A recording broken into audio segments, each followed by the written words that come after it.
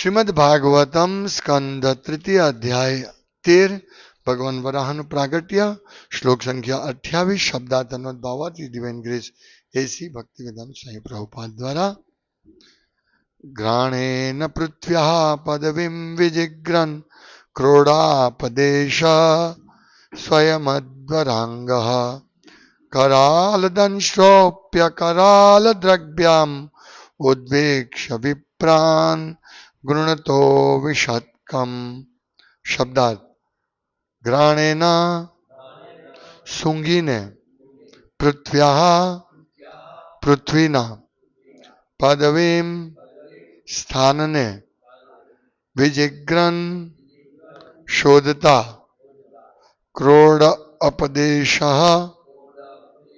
સુવરનું શરીર ધારીને સ્વયં પોતે અધ્વર દિવ્ય અંગ દેહ કરાલ ભયંકર દંષ્ટ દાઢોવાળા અપી હોવા છતાં અકરાલ સૌમ્ય દ્રગ્ભ્યામ નજરથી ઉદ્વિક્ષ જોઈને વિપ્રાન બધા બ્રાહ્મણ ભક્તોને ગૃણતઃ જે સ્તુતિ કરી રહ્યા હતા અવિશત પ્રવેશ્યા કમ પાણીમાં. અનુવાદ તેઓ સ્વયં ભગવાન વિષ્ણુ હતા અને તેથી દિવ્ય હતા, છતાં તેમણે વરાહનું શરીર ધારણ કર્યું હતું. તેથી તેમણે સૂંઘીને પૃથ્વીની શોધ કરી. તેમના દંતશૂળ બહુ ભયંકર હતા, પરંતુ સ્તુતિ કરતા બ્રાહ્મણ ભક્તો તરફ તેમણે ભયંકર નહીં એવી સૌમ્ય નજરે જોયું. એ રીતે તેમણે જળમાં પ્રવેશ કર્યો. બંધ કર્યો. ઠંડી લાગી છે.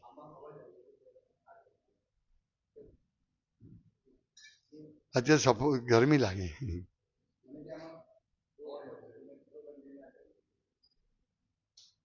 ભાવાર્થ આપણે સદા યાદ રાખવું જોઈએ કે ડુક્કરનું શરીર ભૌતિક હોય છે, છતાં ભગવાનનું વરાહરૂપ પ્રાકૃત દોષયુક્ત ન હતું. સત્યલોકથી માંડીને આકાશભરમાં વ્યાપી જાય તેવું વિરાટ રૂપ ધારણ કરવું એ દુન્યવી ડુક્કર માટે શક્ય નથી. બધા જ સંજોગોમાં તેમનો દેહ હંમેશા દિવ્ય હોય છે. તેથી સુવરનું રૂપ ધારણ કરવું એ તો તેમની લીલા હતી. તેમનો દેહ વેદમય કે દિવ્ય છે, પણ તેમણે સુવરનું શરીર ધારણ કર્યું. તેથી સુવરની જેમ સૂંઘીને પૃથ્વીની શોધ કરવા માંડી. ભગવાન ગમે તે જીવાત્માનો ભાગ ભજવી શકે છે. વરાહનું તે વિરાટ રૂપ બધા અભક્તો માટે ખરેખર બહુ ભયંકર હતું, પરંતુ શુદ્ધ ભગવત ભક્તોને તો તે જરા પણ ભયકારક ન હતું. તેથી ઉલટું ભગવાન એવી સૌમ્ય દ્રષ્ટિથી ભક્તો તરફ જોઈ રહ્યા હતા કે બધાને દિવ્ય સુખની અનુભૂતિ થઈ. ઓમ જ્ઞાનતિમિરાન્ધસ્ય જ્ઞાનાંજન ચક્ષુરુન્મિલિતમ તસ્મૈ શ્રી ગુરુવે નમઃ. નામ શ્રેષ્ઠમ મનમપી સજગત્તમત્ર સ્વરૂપમ રૂપમ તસ્યાગજામરૂપમાધુરીમ ગોષ્ઠવતીમ રાધાકુંડમ ગિરિવરમહો રાધિકા માધવ સંપ્રાપ્ત યસ્ય પ્રતિતો કૃપયા શ્રી ગુરુમ તમ તોસ્મિ વંદ્યહમ શ્રી ગુરુ શ્રીપદકમલમ શ્રી ગુરુ વૈષ્ણવાંશ્ચ શ્રી રૂપમ સાગ્રજાતમ સહગણ રઘુનાથાન્વિતમ તમ સજીવમ સાદ્વૈતમ સાવધૂતમ પરિજન સહિતમ કૃષ્ણ ચૈતન્ય દેવમ શ્રી રાધા કૃષ્ણ પાદાન સહગણ.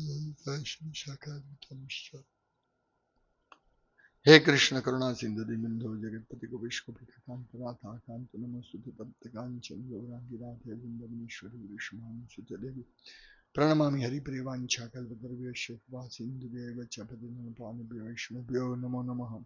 શ્રી કૃષ્ણ ચૈતન્ય પ્રભુ નિત્યાનંદ શ્રી અદ્વૈત ગદાધર શિવાસાદિ ગૌર ભક્તવૃંદ.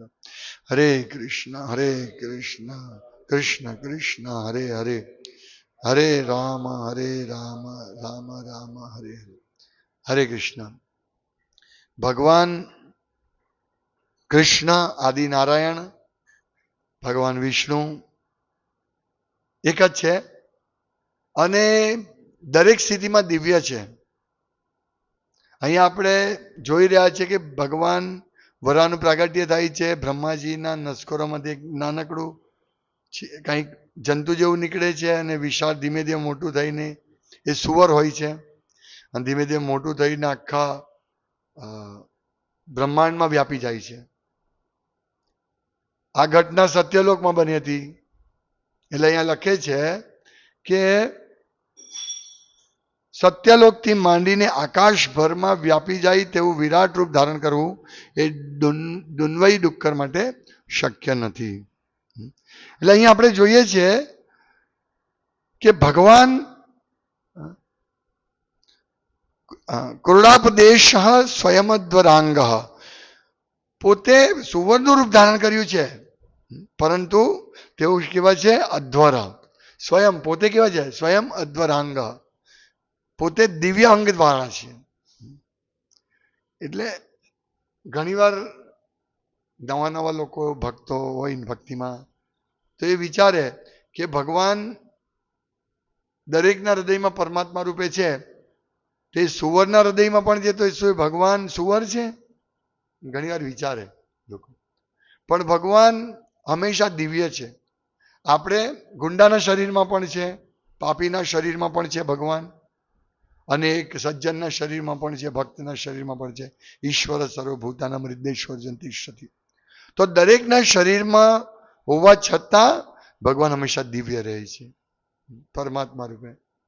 એમને સુવર મળ ખાતો હોય તો એનો અર્થ એવો નથી કે પરમાત્મા મળ ખાય છે. આ સમજવું છે કે ભગવાન પરમાત્મા પણ ભગવાન વિષ્ણુનો એક વિસ્તાર છે, ભગવાન કૃષ્ણનો વિસ્તાર છે. એટલે જયારે પરમાત્મા રૂપે હોય કે સુવરના રૂપે હોય, અને સુવર હોય ભગવાન, સ્વયં સુવર હોય તો પણ એ દિવ્ય છે.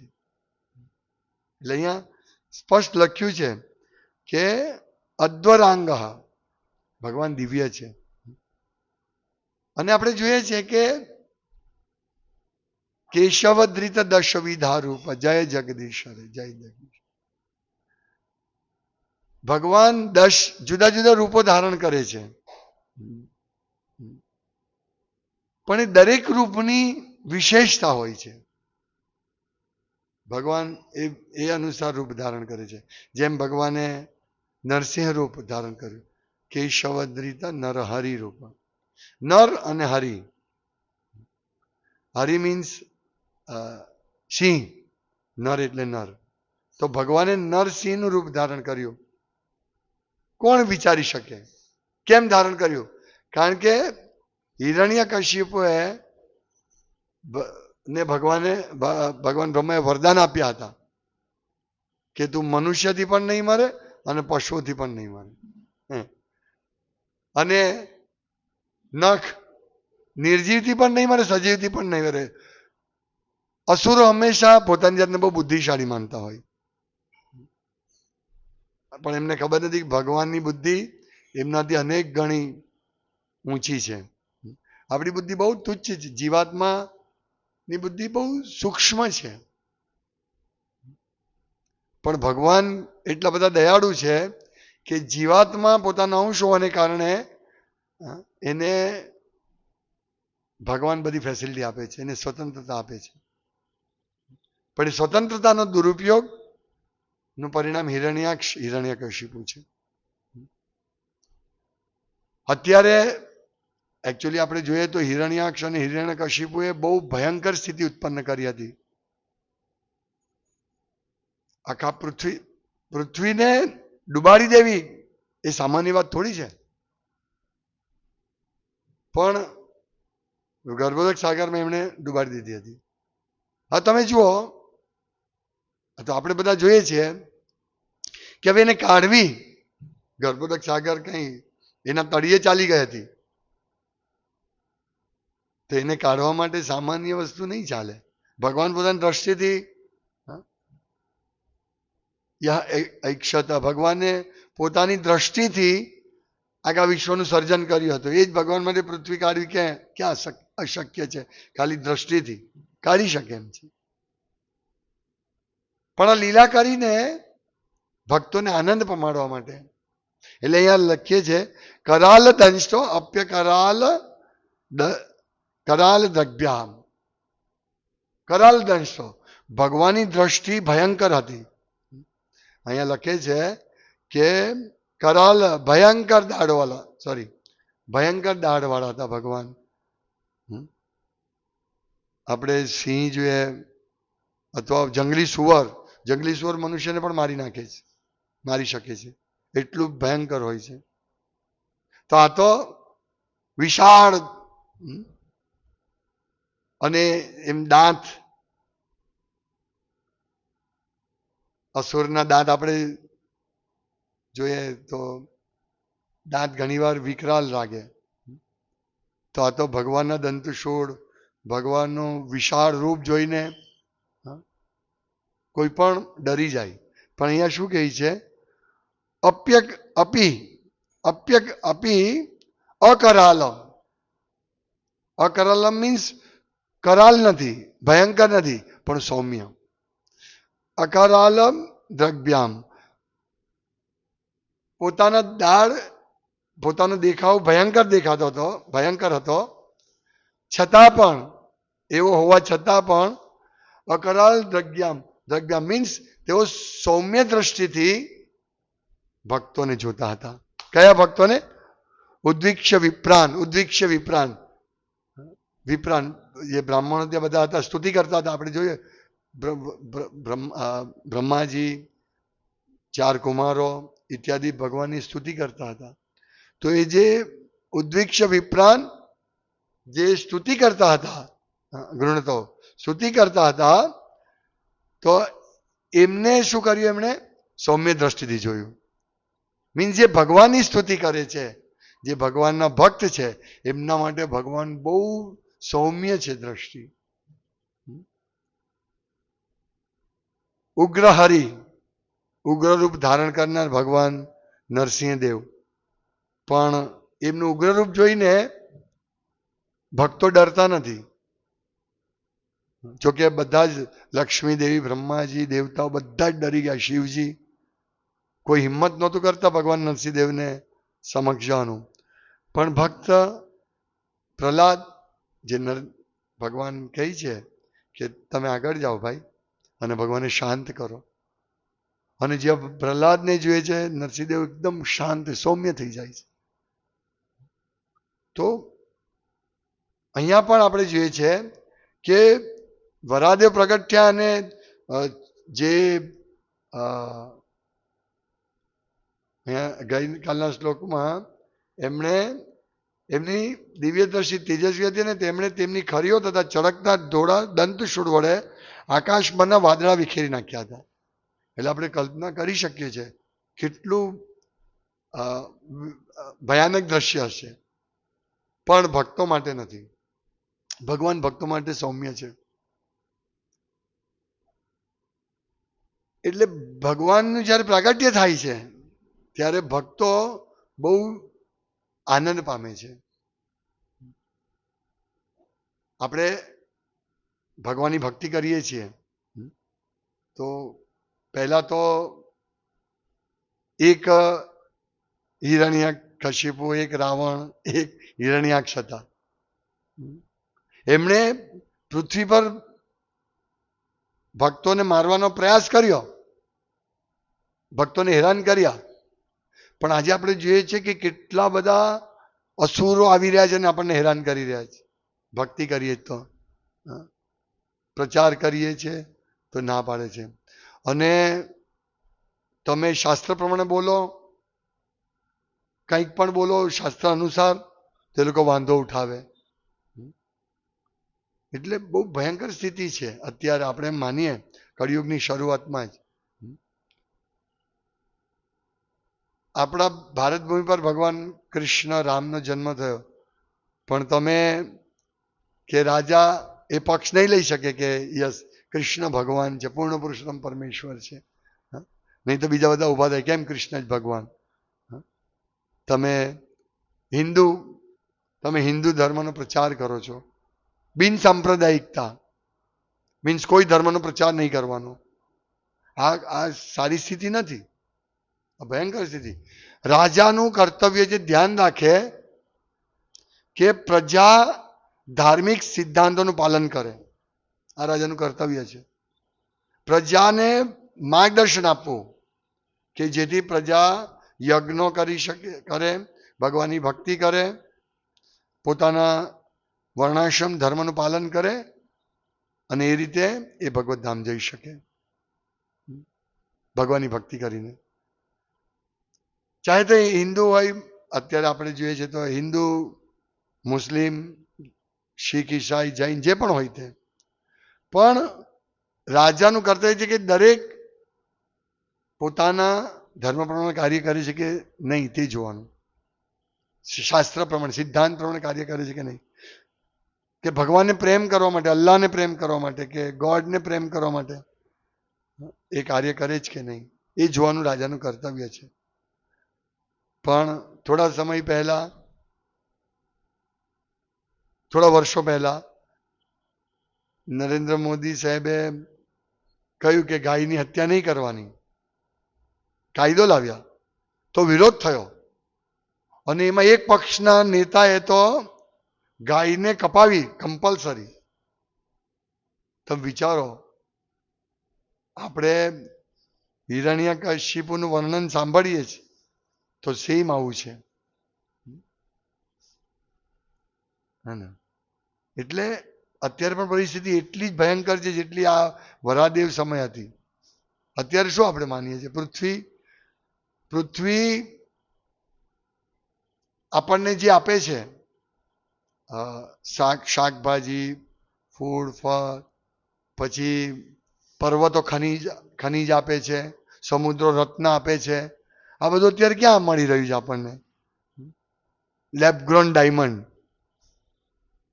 લેબમાં બનેલા ડાયમંડ આવે છે. કેમ લાવવું પડ્યું આવું? પછી ખનીજો હવે કંપનીઓ પોતાના કબજે લે છે, અંદર ડ્રિલિંગ કરીને બધું ખનીજ લઈ લે છે. તો આ એ સમય આવી ગયો છે જે સત્યયુગમાં હિરણ્યાક્ષે કર્યું હતું, અરાજકતા ફેલાવી હતી. કોઈ ભગવાન નામ નથી લેવાનું કોઈ. આજે ભારતમાં પણ તમે વંદે માતરમ કહી શકો પણ હરે કૃષ્ણ નહીં કહી શકો. આ હાલત છે આપણી.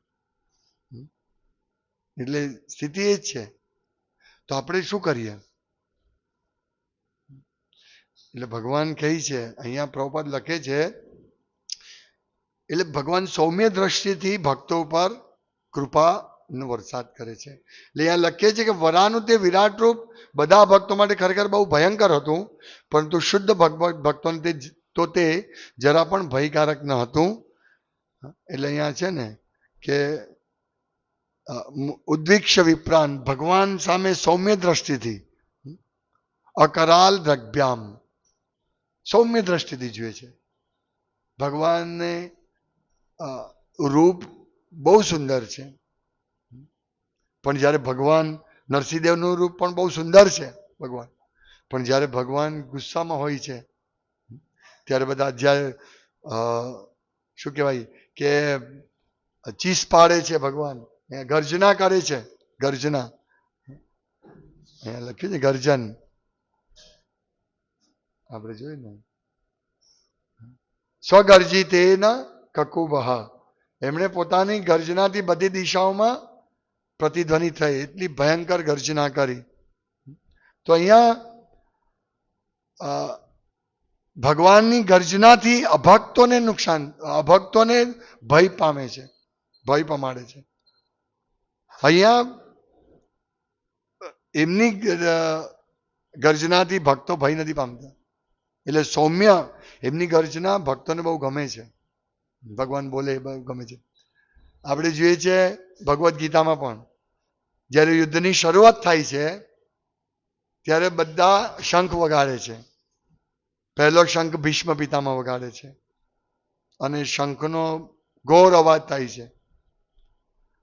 પણ જ્યારે કૃષ્ણ અને અર્જુન વગાડે છે ત્યારે વિશેષ શબ્દ આવે છે દિવ્ય ધ્વનિ, અને એ દિવ્ય ધ્વનિથી શત્રુઓના હૃદય વિદીર્ણ થઈ ગયા, ભય પામી ગયો શત્રુના હૃદયમાં. પણ પાંડવ પક્ષમાં બધા ઉત્સાહિત થઈ ગયા. પ્રભુપાદ લખે છે કે જ્યારે કૃષ્ણ અર્જુન વગાડે છે શંખ, ત્યારે સ્પેશિયલ દિવ્ય શબ્દ એ કર્યું છે, સંજય બોલે છે. તો એ જ રીતે ભગવાન ભક્તો માટે બહુ સૌમ્ય છે, તો ભક્તને ક્યાંય નુકસાન નથી. એટલે હંમેશા ભગવાનની ભક્તિ કરવી જોઈએ ગંભીરતાથી. જેમ અહીંયા બ્રહ્માજી આદિ સ્તુતિ કરી રહ્યા છે, તેમ આપણે વ્યવસ્થિત સ્તુતિ કરવી જોઈએ પ્રતિદિન. કારણ કે આટલી ખરાબ સ્થિતિ અત્યાર સુધીના યુગોમાં નહોતી, અત્યાર સુધી નહોતી, કે આજે એક પિતા પુત્રનું પાલન પોષણ કરે છે, પુત્રની કાળજી રાખે છે, પણ એ જે પુત્ર પિતાને ઘર બહાર કાઢી મૂકે છે. કેટલી ખરાબ સ્થિતિ! આ સ્થિતિ સારી નથી, સાથે નથી રહી શકતા. ઘણી વાર આપણે જોઈએ છે, એટલે હું વર્ણન કરું છું કળિયુગની સ્થિતિ કેટલી ખરાબ છે. બ્રાહ્મણો, કેટલું મોટું પતન થયું છે બ્રાહ્મણોનું. કોઈને ખબર નથી કયા ધાર્મિક નિયમનું પાલન કરવું જોઈએ, શું ધર્મ છે શું અધર્મ છે, ખબર નથી બ્રાહ્મણોને. તો માર્ગદર્શન કોને આપશે? કેટલી બધી ખરાબ પરિસ્થિતિ. બ્રાહ્મણો વિચારે છે કે મારે યજ્ઞ કરો ને પૈસો મેળવવાનો, બસ આજ મારું કાર્ય છે. પણ બ્રાહ્મણનું કર્તવ્ય શું છે કે જે યજમાન છે, જેને યજમાનનો ઉદ્ધાર કરવાનો, યજમાનને ભગવત ભક્તિ તરફ વાળવાનો, યજમાનને શાસ્ત્ર વિધિ અનુસાર એની વિધિ કરવાની. પણ જે યજમાન કે ભાઈ મારો આ યજ્ઞ બહુ મુશ્કેલી છે, મને તકલીફ છે, ઓકે આ યજ્ઞ કરો, મને દાન દક્ષિણા આપો, તમારું કામ થઈ જશે. નો ડાઉટ બ્રાહ્મણનું એ જ કાર્ય છે.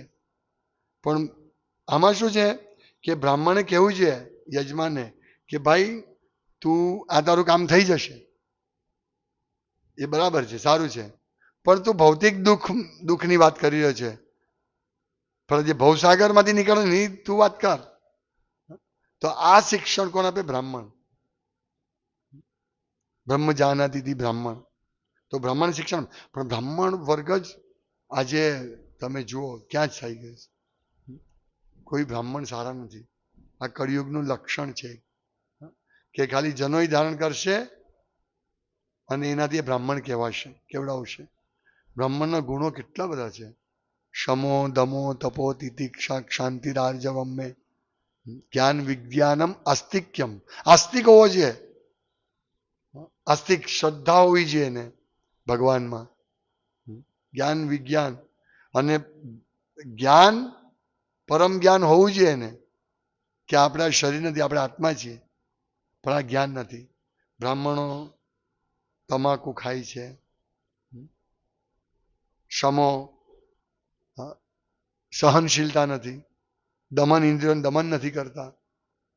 તો આવા બ્રાહ્મણો હોય જે સમાજમાં, તો એ બહુ ખરાબ સ્થિતિ સર્જાય છે. એટલે હિરણ્યકશિપુ ને હિરણ્યાક્ષ જેવા લોકો શું કરે? પહેલા બ્રાહ્મણ સંસ્કૃતિનો નાશ કરે. આપણે રામાયણમાં પણ જોઈએ છે કે બ્રાહ્મણો યજ્ઞ કરતા હતા અને રાક્ષસો આવીને એમાં હાડકા નાખતા, મળમૂત્રનો ત્યાગ કરતા હતા કે જેથી એનો વિનાશ થાય, યજ્ઞનો ધ્વંસ થાય.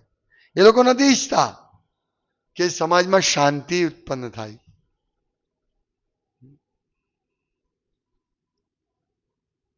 આજે કાલ મોટા મોટા ડુપ્લેક્સ બની રહ્યા છે, મીન્સ પેલો એક સાથે અનેક પિક્ચર જોયા, એને શું કે ડુપ્લેક્સ, એક સાથે અનેક થિયેટર હોય ને, મલ્ટીપ્લેક્સ. મલ્ટીપ્લેક્સમાં એક સાથે 12, 8, 10, 12 એક જ બિલ્ડિંગમાં 12 પિક્ચર લાગે. આ લોકોને એમ કહેવું બહુ સરસ, કેટલું સરસ. પણ 12 પિક્ચરમાં સવારથી 10 વાગ્યાથી શરૂ કરીને રાત્રે 12 વાગ્યા સુધી પિક્ચર ચાલે. ભલે કોઈકમાં 50 હોય, કોઈકમાં 500 હોય, પણ આ ખરાબ સ્થિતિ છે. લોકોને એમ કે આપણે એસીમાં બેઠા છીએ ને બહુ સુંદર પિક્ચર જોઈ રહ્યા છે. હા, આ જેમ પૃથ્વી રસાદાળમાં ચાલી ગઈ તે જ આવું કઈ હતું જ નહીં. પહેલા લોકો ડ્રામા કરતા હતા, પણ એ ડ્રામાનો વિષય શું હતો? ભગવાન. આજે તમે જુઓ કેટલી ખરાબ સ્થિતિ થઈ ગઈ. હિરણ્યકશિપુ ને હિરણ્યાક્ષ વખત જેવી સ્થિતિ છે આ. એક જ સાથે 12 એવા સ્થાનો કે જેમાં તમને નકરો કચરો તમારા મનમાં જાય. શું બતાવે છે એમાં? કામ, ક્રોધ, લોભ, નરકના 3 દ્વાર બતાવે છે. અને લોકો હોંશે હોંશે જાય છે. લોકોને ખબર જ નથી પડતી. એટલે આપણે જ્યારે નરસિંહ આપણે જ્યારે વર્ણન સાંભળીએ છીએ અથવા નરસિંહ દેવ એમાં જોયું કે હિરણ્યકશિપુ કાળ વર્તાવતો હતો અને હિરણ્યાક્ષ અને બ્રાહ્મણોનો યજ્ઞનો ધ્વંસ કરતો હતો. તો આ સેમ વસ્તુ છે.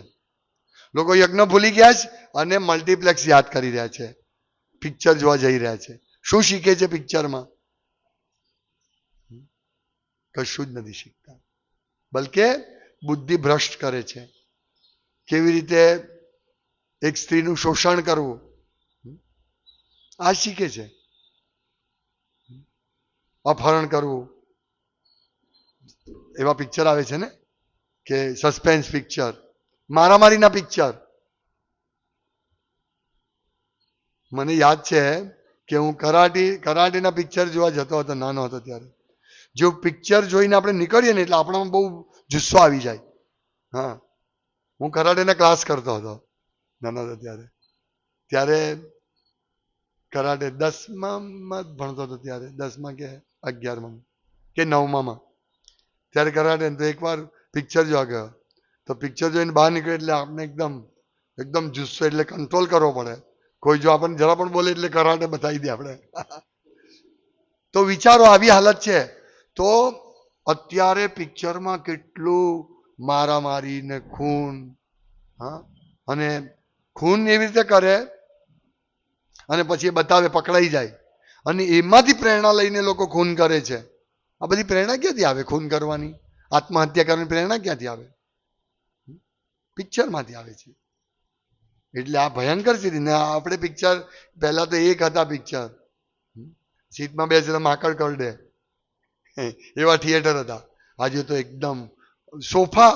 હવે તો એવું જ સાંભળ્યું છે કે પલંગ પણ છે, સુતા સુતા જો પિક્ચર.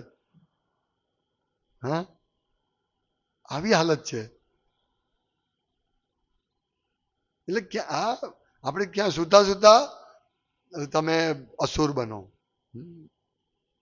ભક્ત બનવું હોય તો બેસીને જપ કરવાના, સવારે વહેલા ઉઠવાનું, નહીં સુતા સુઓ, મજા માણો. એટલે ઇન્દ્રિય તૃપ્તિ. હિરણ્યકશિપુ એટલે શું? જે ઇન્દ્રિય તૃપ્તિ કરી રહે છે. હિરણ્ય સોનું અને પથારી, હિરણ્યકશિપુ એટલે એ ઇન્દ્રિય તૃપ્તિ કરે. અત્યારે લોકો એ જ કરી રહ્યા છે. અને ઇન્દ્રિય તૃપ્તિ, નવી નવી ઇન્દ્રિય તૃપ્તિ આવે ક્યાંથી? મોબાઈલમાંથી, ટીવીમાંથી ને પિક્ચરમાંથી. લોકોને મોબાઈલમાં મજા નહીં આવે, નહીં પિક્ચર તો પિક્ચરથી સિનેમામાં જ જોવાનું. એટલે કેટલા બધા મલ્ટીપ્લેક્સ છે. અમે નાના હતા ત્યારે 15-20 હતા થિયેટરો. અત્યારે તો એક જ કોમ્પ્લેક્સમાં 15-20 છે. એવા તો કેટલા બધા એરિયામાં જુદા જુદા. આટલી જગ્યા હોય ને થિયેટર બનાવી દીધું 50 સીટનું. એટલે કેટલી ભયંકર સ્થિતિ છે. આપણે એમ આપણને શું લાગે? હા, બહુ સરસ, હા, એમાં શું વિરોધ કરવાનો? ભાઈ શાંતિથી બેસીને અમે પિક્ચર જોઈએ છે. પણ ભાઈ તમારા મનમાં કચરો નાખી રહ્યું છે, આ હાડકા નાખી રહ્યા છે, તે જુઓ ને. કોઈ જોતું નથી. પણ હા, આ ભયંકર. એને પછી ભગવાનની ભક્તિ ભયંકર લાગે. હે, ચા નહીં પીવાની? પિક્ચરમાં જાહેરાત આવે, પિક્ચર પેલો ચા પીતો હોય, દારૂ પીતો હોય, સિગરેટ પીતો હોય. હા, હવે એને તમે કહો, પિક્ચર જોઈને આવે પછી તમે કહો ભાઈ ચા નહીં પીવાની. હે, ચા કેમ નહીં પીવાની? એમાં શું ખોટું છે? સિગરેટ કેમ નહીં પીવાની? એમાં શું ખોટું? દારૂ કેમ નહીં પીવાની? તમારા પૈસે થોડા અમે પીએ છીએ. એટલે ભક્ત ક્યારે બને?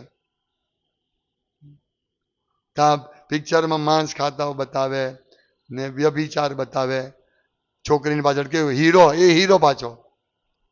પેલું એક સિરિયલ આવે છે એમાં મેં મુખ્ય હીરો છે તે કોઈ બીજાની સ્ત્રી સાથે એને બતાવે ને બધા હસે. હું એ સિરિયલ નામ નથી લેતો. આવું આવું સ્થિતિ છે. અને લોકો એને એન્જોય કરે. બીજાની પત્ની સાથે એને ગમે છે બહુ ને લોકો એને એન્જોય કરે છે. તમે વિચારો તો ખરા કેટલી ભયંકર સ્થિતિ છે. સત્યયુગ જેવી સ્થિતિ નથી, એનાથી ભયંકર સ્થિતિ છે અત્યારે. રાવણ પણ આ બધા જે હિરણ્યકશિપુ છે ને એ વેદને માનનારો હતો. જ્યારે હિરણ્યાક્ષનો વધ થાય છે ત્યારે હિરણ્યકશિપુ કહે છે એના પત્ની એની ભાભીને ને એના છોકરાને મમ્મીને દિતિને કહે છે કે આપણે શરીર નથી, આપણે આત્મા છીએ. વિચારો તો અત્યારે તમે કહેવા જશો કોઈને આત્મા છો? ચલ જા જતો હોય તો કોણે જોયું છે? આવી હાલત છે. એટલે આપણા બધામાંથી જોવાનું આપણી સ્થિતિ શું છે. હવે આપણે પણ એવી રીતે પિક્ચર જોવા જઈએ, એકાદ પિક્ચર જોઈ લઈએ, ભક્તિમાં આવે પણ પિક્ચર જોઈએ, કચરો આવશે અંદર મનમાં, નો ડાઉટ. આવું દિવ્ય કથા રજૂ કરતું પિક્ચર જોઈએ અપરાધ નથી, પણ સાવચેત રહેવું જોઈએ આપણે. એવું નહીં કે બહુ આપણે શું જપ કરીએ જ છીએ ને આપણે, ભલે જોઈ લીધું પિક્ચર તે પછી મલ્ટીપ્લેક્સ હોય કે આપણો મોબાઈલ હોય, આપણું વિનાશ થશે. હરે કૃષ્ણ. શ્રીમદ ભાગવતમ કી જય. શીલ પ્રભુપાદ કી જય. વાંછા કલ્પતરુભ્યશ્ચ કૃપા સિંધુભ્યો પતિતાન પાવનેભ્યો